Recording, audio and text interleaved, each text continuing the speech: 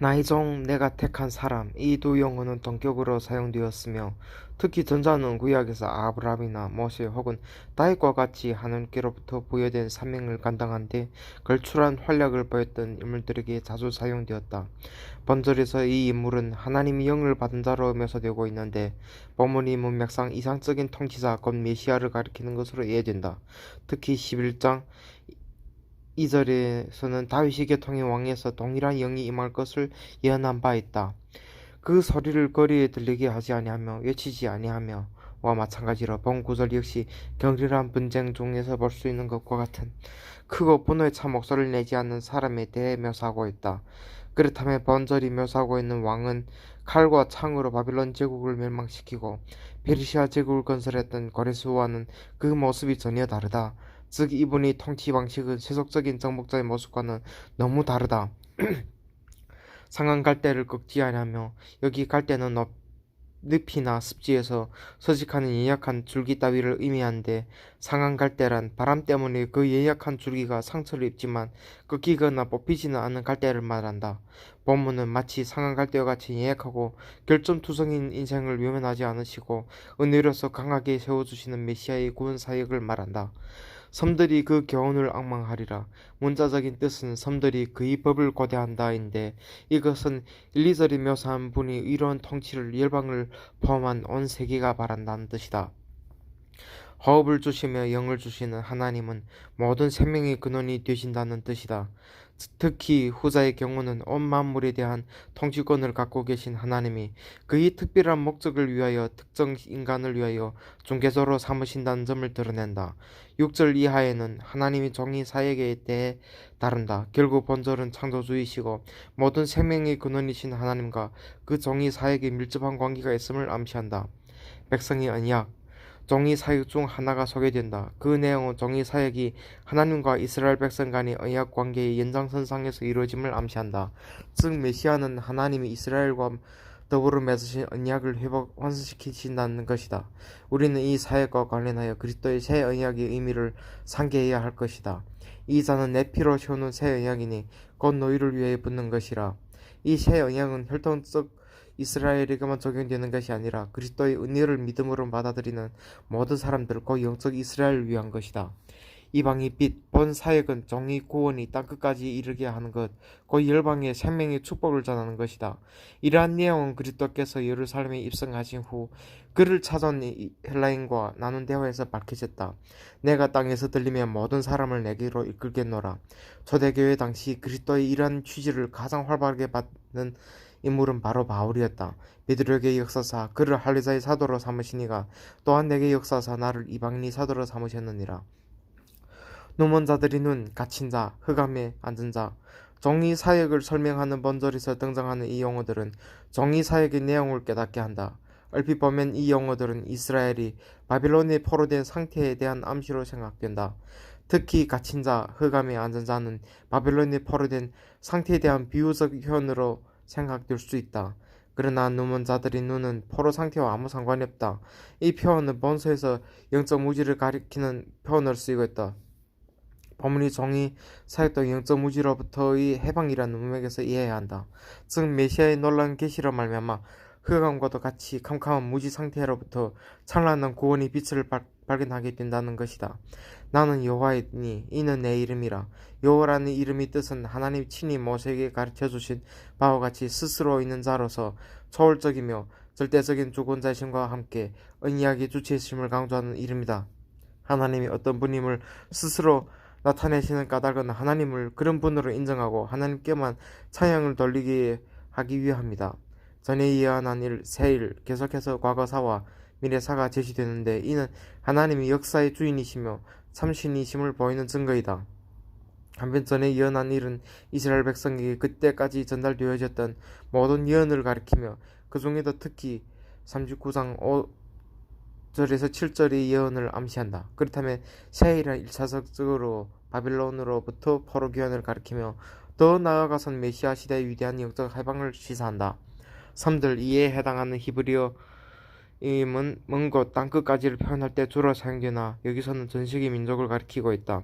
새 노래로 찬송하라. 문맥상 여기 새 노래는 하나님이 놀라운 새로운 구원 역사에 감격하여 땅끝까지 하나님을 찬송하는 노래였다. 이는 궁극적인 의미에서 메시아를 통한 구원의 은혜를 감사 사용하는 것이다.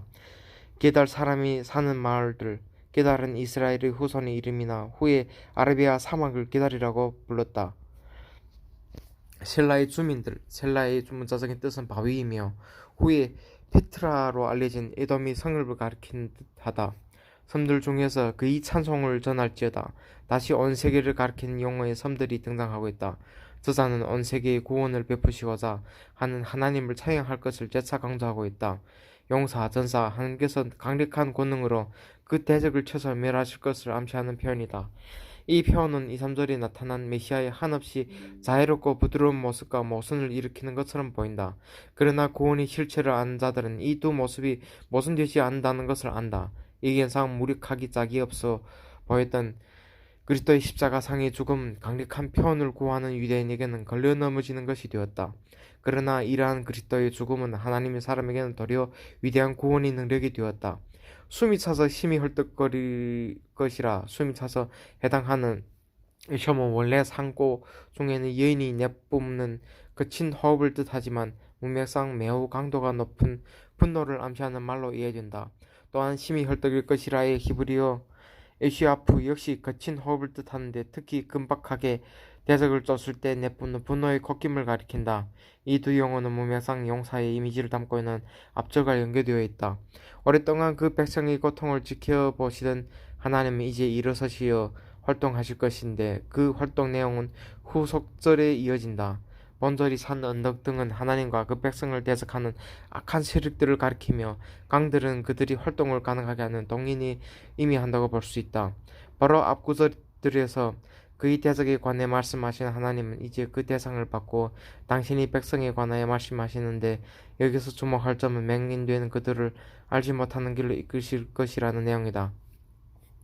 하나님이 이끄실 길은 단순히 포로 기원으로만 해석되어서는 안 된다.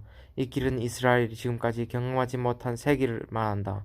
특히 본장의 주된 문맥이 메시아의 구원에 관해 말하고 있음을 볼 때 이 길은 이스라엘이 전혀 예상하지 못한 새로운 방법의 구원을 암시한다. 여기서 우리는 영적 맹인들이 참혹자 되시는 하나님의 아들 그리스도를 바라보게 된다. 본절이 구약 성경에서 자주 취급되는 우상 숭배자들이 불행한 종말을 다루고 있다. 그러나 16절과의 연관성 속에서 볼 때 본절의 핵심은 우상 신의자들의 불행한 종말보다는 이스라엘을 맹인으로 만들어버린 요소로서의 우상 헛된 신에 있다. 하나님의 은총을 바로 깨닫고 회개한 자들도 이전에는 그러한 우상 숭배에 빠져 있었다. 그러나 18절 이하에서는 또 다른 차원의 맹인, 듣지 못한 자가 언급된다. 못 듣는 자들, 맹인들, 16절에서 언급되었던 맹인이 재언급되고 있다. 또 다른 부류인 못 듣는 자들이 첨가되고 있다. 여기 못 듣는 자란 듣는 능력을 상실한 자를 뜻하지만 문맥상 영적 분별력, 참 진리에 대한 이해력을 가지지 못한 자를 뜻한다. 20절, 맹인이 내 종이 아니냐. 하나님이 사명을 받아 수행해야 할 종이 영적 맹인이었다. 충성된 자같이 못 듣는 자겠느냐. 여기 충성된 자는 메슐람인데 보내심을 받은 자로 고쳐 읽는 자도 있으나 원문상 하나님과 가장 가까운 자, 하나님과 가장 친밀한 자로 해석하는 편이 낫다. 원절은 하나님 역사 속에서 특별한 일을 행하기 위하여 택하신 대상인 이스라엘이 못 듣는 자요 맹인이라는 사실을 밝히고 있다. 이것은 뜻밖의 일이다. 많은 것, 재앙이나 환난으로부터의 기적적인 구원을 포함하여 이스라엘 역사 속에서 보여주신 하나님의 다양한 구원 행위들을 뜻한다. 귀가 열려있을지라도 문자적인 뜻은 귀는 열렸으나이다. 이는 이스라엘이 선조로부터 전송되어 오는 가르침, 그 율법의 말씀을 열심히 들었던 것을 가리킨다. 그들을 목격하고 들었으나 그 보고 들은 내용들이 참 있는 깨닫지 못하였다. 그의 이로 말미암아 원문 진격은 그의 의로우심을 위하여이다. 하나님이 그 백성에게 요구하시는 의의 수준을 통하여 하나님의 유언과 의로우심을 나타내신다는 뜻이다. 또한 이것은 하나님의 의로우심으로 그 백성도 마땅히 의로워야 한다는 점을 시사한다. 한편 여기 의는 사랑과 밀접한 관계가 있다. 어떤 학자가 말했듯이 하나님이 사랑을 생각하지 않고서는 하나님 의를 생각할 수 없고 하나님 의를 생각하지 않고도 하나님 사랑을 생각할 수 없다. 이 같은 사랑과 의의 밀접성을 전제로 할 때 우리는 하나님의 사랑이 절정인 그리스도의 신자가 사건을 상기하지 않을 수 없다. 하나님 죄인에 대한 무한한 사랑과 죄인을 죄없다 할 수 없는 공의를 동시에 충족시키기 위해 독생자를 보내신 것이다. 하나님께로부터 율법의 계시를 받는 등 선민으로서의 온갖 특권에도 불구하고 그들을 존귀케 하시려는 하나님 뜻과는 정반대의 모습, 곧 약탈당하고 포로로 잡혀가는 비참한 모습을 자초한 이스라엘의 비극이 제시된다. 이 일을 이스라엘이 당한 비참한 포로의 현실 혹은 구원에 이르게 하는 율법의 계시를 가리킨다. 먼저는 이스라엘이 율법을 거역함으로 말미암아 심판당하고서도 심판당한 이유를 깨닫지 못한 사실을 반문하는 형식을 통하여 드러내고 있다. 그 사방에서 불타오르나 깨닫지 못하며 다시 한번 이스라엘의 영적 맹인됨이 지속되고 있는데, 그 맹인됨이란 하나님의 계시에 대한 무시, 듣지 않으려는 완악함, 그리고 당하고 있는 현실의 이유를 알지 못하는 것을 말한다. 이스라엘은 그런 의미에서 맹인이요 못 듣는 자였다. 이쯤되면 본장 앞부분에 언급된 맹인이 눈을 뜨게 하는 것인 종이 중요한 사역의 의미를 이룰 수 있다. 예수 그리스도께서 이 땅에 오셔서 하신 사역 중 가장 중요한 것이 바로 백성의 영적 무지와 명목을 깨우치는 것이었다. 아멘.